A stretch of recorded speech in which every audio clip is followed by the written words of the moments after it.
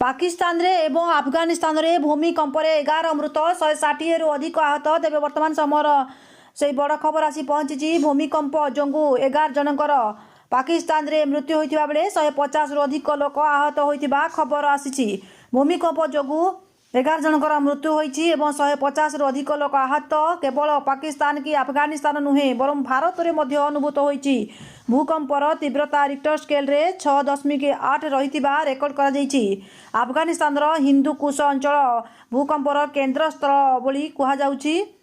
निकटरे तुर्की Syria रे देखा देथिबा भूकंप तांडव रे हजार हजार लोकंकर प्राणहानि घटिबा सहित हजार हजार घर माटी रे मिसि जाइथिला।